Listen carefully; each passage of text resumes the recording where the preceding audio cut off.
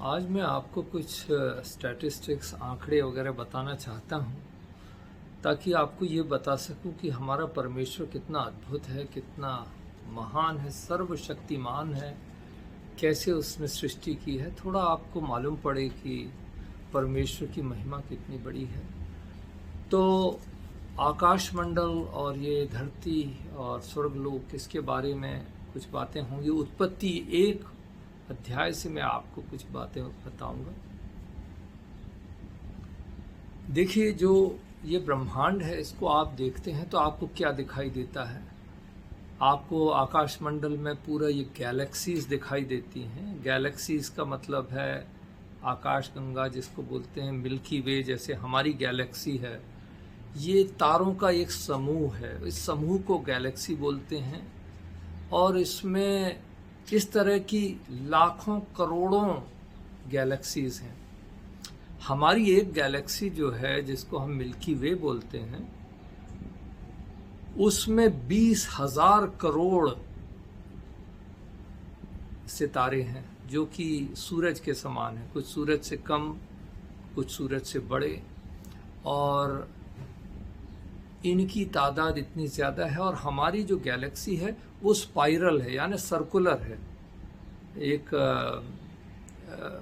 पहिए की तरह है। और उसमें 20,000 करोड़ सूरज हैं या नक्षत्र हैं, हम कह सकते हैं। हमारी जो धरती है बहुत छोटी है, हमारा सूरज भी बहुत छोटा है। लेकिन मैं ये बताना चाहता हूँ कि और भी इसका थोड़ा सा मैं स्टैटिस्टिक्स देता हूँ कि हमारी एक गैलेक्सी में एक एंड से दूसरे एंड जाने के लिए यदि 3 लाख किलोमीटर प्रति सेकंड की रफ्तार, जो लाइट की स्पीड है, उसमें हम जाएंगे तो 1 लाख साल लगेंगे। और ये जो सर्कुलर, जो हमारी स्पाइरल गैलेक्सी है, इसको एक बार गोल घूमने के लिए 25 करोड़ साल लगेंगे अपनी धुरी में घूमने के लिए। आपको मालूम है कि पृथ्वी को यदि खाली कर दिया जाए तो उसके अंदर 50 चांद भरे जा सकते हैं। और ये भी मालूम है आपको कि अपने सूरज को खाली करेंगे तो उसके अंदर 13 लाख पृथ्वी समा सकती हैं। ये ब्रह्मांड बहुत ही बड़ा है, हम इसको समझ ही नहीं सकते हैं। और मैं ये बताना चाहता हूँ, जैसे समझने के लिए, कि जितना बड़ा ये चांद का सर्कल है, उस स्पेस के पीछे यदि हम गहराई तक जाएंगे आकाश में, तो कम से कम 10 लाख गैलेक्सीज उसी के पीछे होंगी। तो इतना अद्भुत जो सृष्टि है, उसके बारे में मैं आपको ये बताना चाहता हूँ कि उत्पत्ति 1 के अनुसार परमेश्वर ने आदि में आकाशमंडल, आकाश एक कैनवास की तरह है, आकाश बनाया और पृथ्वी बनाई। मैं सोचता हूँ ऐसा आप दूसरी तरह से समझ सकते हैं उत्पत्ति 1 में, कि पहले जो 2 वर्ष हैं उत्पत्ति 1 के, वो थोड़े अलग हैं। वहाँ पे ऐसा है कि परमेश्वर ने आकाश और पृथ्वी की सृष्टि की, और पृथ्वी बेडौल और सुनसान पड़ी थी। पृथ्वी खास तौर से परमेश्वर ने बनाई है, और ये अरबों खरबों ये जो नक्षत्र हैं, इनमें पृथ्वी के समान कुछ भी नहीं है, जीवन भी नहीं। इसलिए परमेश्वर ने इसे खास बनाया था, और ये चांद सितारों के साथ नहीं बनाया था इसको। जब आकाशमंडल बनाया उस समय पृथ्वी को बनाया था, और पृथ्वी को इस गैलेक्सी में रख दिया।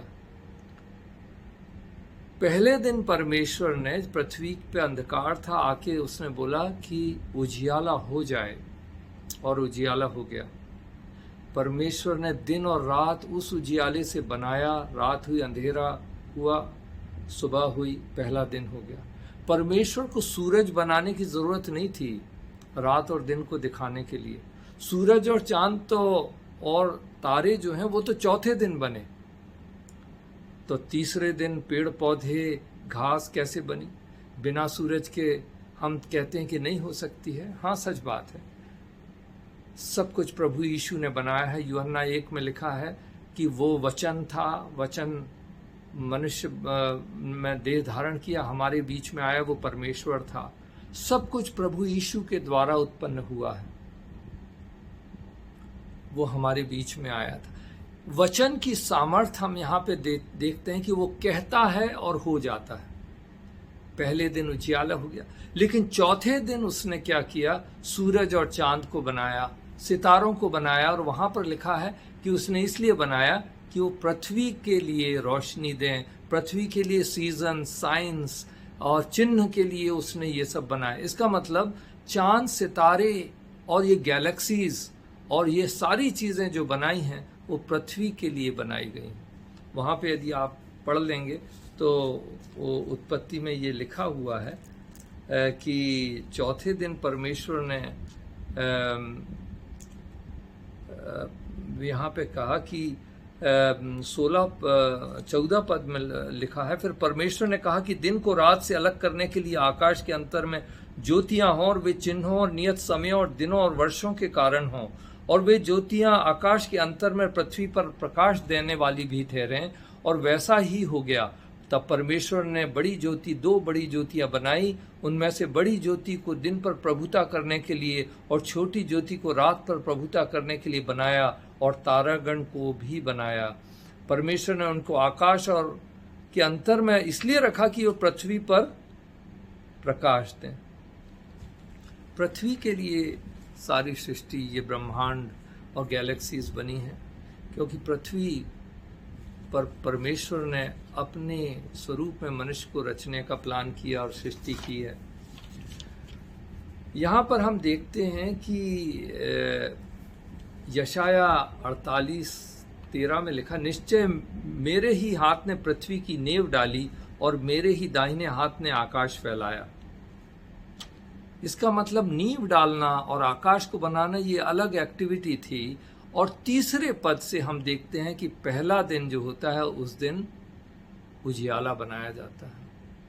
हम कैसे भी समझ सकते हैं, थोड़ा बहुत यदि आप इसे दूसरे तरह से समझना चाहते हैं तो समझ सकते हैं, लेकिन यहाँ पर जैसे लिखा इब्रानियों 1:10 में भी लिखा है, आदि में तूने पृथ्वी की नींव डाली और स्वर्ग तेरे हाथों की कारीगरी है। तो स्वर्ग जो है, जो आकाश है, जो कैनवास है, और पृथ्वी एक ही समय बनाई थी, उसकी नींव डालनी पड़ी थी। परमेश्वर ने उससे पहले से तैयार करा था, उसका आत्मा मंडलाता था, और एक दिन समय आया तो उसने कहा उजियाला हो, और फिर उसने 6 दिन में जो सृष्टि करी है। इब्रानियों 1:12 में लिखा है, वे तो नाश हो जाएंगे और तू उन्हें चादर की नाई लपेटेगा, और वे वस्त्र की नाई बदल जाएंगे, पर तू वही है, तू वर्षों तक तेरा अंत ना होगा। भाइयों बहनों, परमेश्वर एक एक नक्षत्र का नाम जानता है, उसे बुलाता है, उसको नाम देता, लेकिन कहता है कि एक दिन वो चादर की तरह इसको लपेट देगा, फेंक देगा, सब कुछ नया बनाएगा। और ध्यान देने वाली बात है कि ये सब कुछ प्रभु यीशु ने बनाया, सब कुछ उसके द्वारा उत्पन्न हुआ, यूहन्ना 1 में लिखा है।